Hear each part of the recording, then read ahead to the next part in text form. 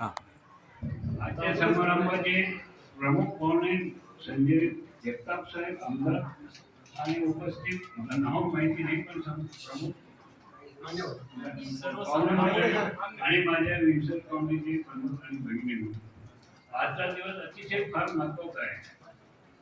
संपूर्ण जग भारताकडे एका दृष्टिकोनातून पाहत आहे की भारतामध्ये लोकशाही जिवंत आहे किंवा नाही याच्याकडे सगळ्यांचं लक्ष आहे. पण आमचं लक्ष का असता कामा नये म्हणून खरं तो बोलायला उभं राहिलेलं आहे. त्याचं कारण असं आहे, परवा आमचे पंतप्रधान मोदी साहेब येऊन गेले आणि किती सभा घेतला मला माहित नाही, पण 5-7 नक्कीच एवढं पश्चिम महाराष्ट्रामध्ये घेतले आणि त्याच्यानंतर लोकांची आत्मा भटकत आहे. अरे आत्मा भटकणारा पंतप्रधान हे देशात पहिल्यांदा त्यांनी पाहिला. ते सर्व आम्ही आम्हाला की आत्मा भटकतो सत्य करता. शरदचंद्र पवार साहेबांनी कधीही सत्य करता ऍडजस्टमेंट केली नाही. शेतकऱ्याच्या हिताकरता जो माणूस 1978 पासून माझा आणि शरद पवार साहेबांना नातं जुळलेलं आहे, पण तसं वैयक्तिक काही नाही माझं समज. पण 78 साली मी जेव्हा कॉलेजमध्ये होतो, जळगाववरून खामगावला त्यांचा कार्यक्रम होता. पायी येत होती नेहमी, कापसाला भाव मिळावा म्हणून तेव्हा अंतुलीची राहत होती. त्या काळामध्ये शरद पवारच्या पायाला फोडा आले होते तरी ते पायी चालत होते.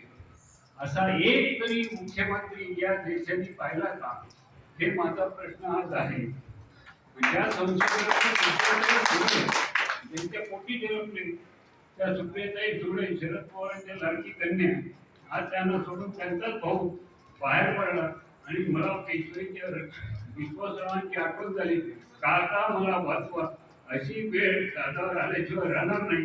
काका मला वाचवा. आणि काका अतिशय मनानं मोठे आहेत. किती शक्तीत्व प्राप्त केलं तरी त्याला मान करतात. कारण घोडेशंकर कसे असतात, शरद पवार तसेच घोडेशंकर होते.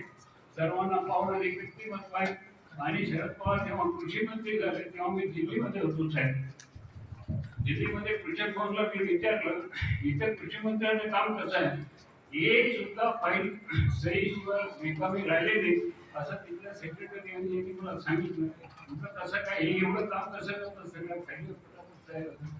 ज्या व्यक्तीने पार्लमेंटमध्ये 18 तास काम केले आणि अजित दादा म्हणतात की मी सगळ्यात जास्त काम करतो सकाळी 7 वाजता. अरे पण आपला तुमचाच किती घंटे काम करत होता याचा आदर्श महाराष्ट्राने पाहिलेला आहे. फक्त आदर्श महाराष्ट्राने पाहिला असेल. पण शरद पवार कधीही कोणाला धाक झपटच्या देऊन मतदान घेतलं नाही. आणि तुम्ही बघतो तुझ्याकडे असं म्हणणारा अजित दादा आज दादागिरी करायला निघालेले आहेत. पण दादागिरी जास्त दिवस चालत नाही हे जनतेने बऱ्याच वेळा दाखवून दिलेलं आहे. सुनेत्राताई माझ्या उस्मानाबाद जवळचेच आहे.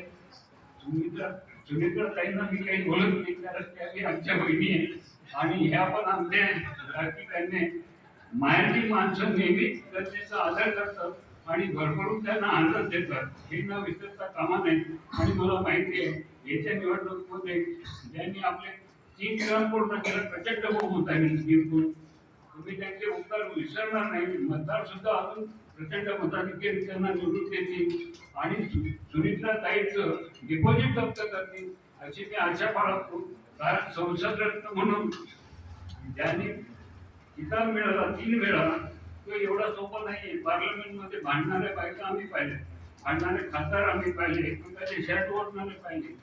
पण सुप्रियाताईंचं सृजनशीलता, सभ्यता आणि हे शब्द आजही हिंदीमधून कानावर पडतात, इंग्लिशमधून कानावर पडतात. त्यांना वाटत असेल भाषणांमुळे लोक बदलत नाही, पण कोणी एकटा नेता होता की जो म्हणे मी बंदुकीच्या गोळीला घाबरत नाही, पण एका ओरडरला घाबरतो की जो जनतेला एकत्र करू शकतो. आणि तोच उमेदवार तुम्ही भाग्यशाली आहे की असा उमेदवार तुम्हाला मिळाला सुप्रियाताई यांच्या रूपाने. आणि मला आशा आहे बारामतीकर त्यांची पुनश्च प्रचंड बहुमताने निवड करतील. एवढे 2 शब्द संपून मी सर्वांनी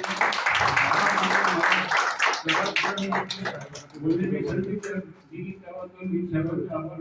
जय हिंद, जय महाराष्ट्र. गावड साहेब खूपच मोलाचे शब्द त्यांनी वापरले.